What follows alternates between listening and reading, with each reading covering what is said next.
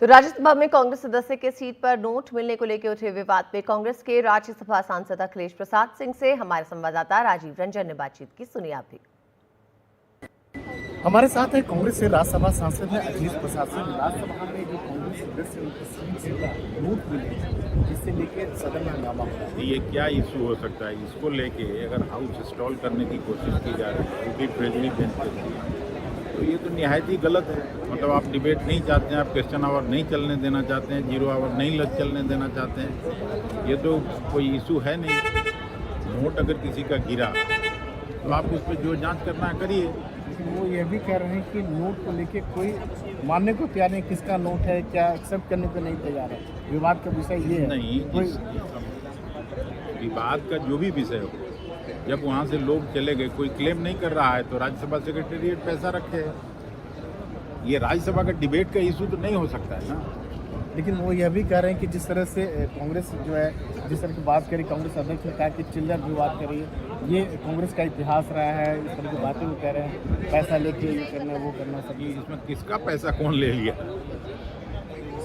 किसका पैसा कौन ले लिया, वो भी चेयरमैन साहब ने खुद ही कहा कि इस पे जांच कर रहे हैं। हम तो जांच करें, जांच करके हाउस को बताएं। और वहीं बीजेपी के राज्यसभा सांसद सुधांशु त्रिवेदी ने इस मामले में क्या कहा। कांग्रेस पार्टी का काले धन से पुराना नाता रहा है, उनका ये कहना है। सुनते हैं पूरी बातचीत।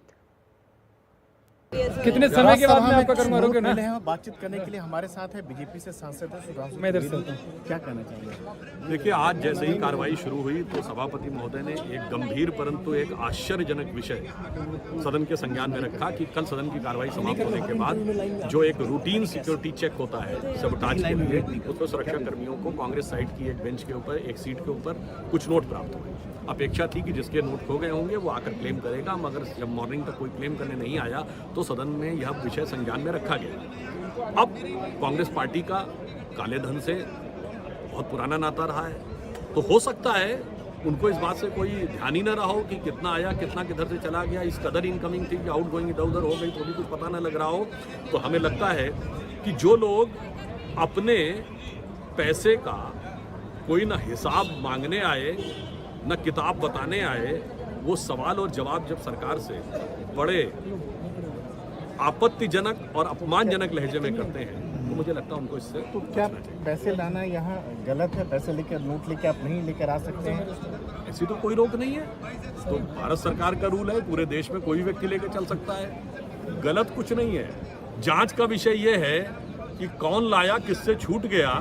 अब या तो छूटने के बाद वो बताना नहीं चाहता या इतना था कि छूटने के बाद मैं भूल गया, मुझे याद ही नहीं आ रहा है। विपक्ष के नेता कांग्रेस के राष्ट्रीय अध्यक्ष कह रहे हैं कि चिल्लर आरोप है और जिस कांग्रेसी सांसद की बात हो रही है वो कह रहे हैं कि केवल 500 रुपए लेकर आए थे। वैसे मुझे लगता है किसी भी प्रकार के आरोप को कोई पर्टिकुलर संज्ञा देने से पहले जांच के निष्कर्ष का इंतजार कर लेना चाहिए। और बीजेपी के लोकसभा सांसद रवि किशन ने इस मसले पे क्या कहा। सदन में नोटों का बंडल मिलना कितना गंभीर विषय है, इसकी जांच होनी चाहिए, वो भी सुनते हैं। हमारे साथ है बीजेपी के सांसद रवि किशन। राज्यसभा में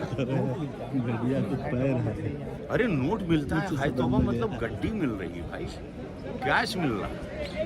क्या बात कर रहे हैं आप? देश की सबसे बड़ी पंचायत जहाँ पे 50, 100, 200 रुपए में तो भोजन मिल रहा है, तो गड्डी लेके आने की मालूम पड़ा बहुत महंगे रेस्टोरेंट में जा रहा है तो बात अलग है। आप लेके गड्डी जा रहे हैं, यहाँ तो कोई तो सुना कि बोले नहीं उस गड्डी के पैर थे, खुद गड्डी उड़ के आई, ये भी सुनने में आ रहा। अब तो आएगा इस तरह के बयान, लेकिन हम ये कहना चाहिए बहुत सारे कैमरे हैं, जांच का विषय है और पता चल जाएगा। लेकिन जो विपक्ष के नेता हैं बोले कि चिल्लर आरोप लगा रहे हैं, इस तरह को मतलब नहीं रहा। भाई भारत को भी तो चिल्लर समझा था ना इन लोगों ने इतने सालों से, तो यह सोच रखी।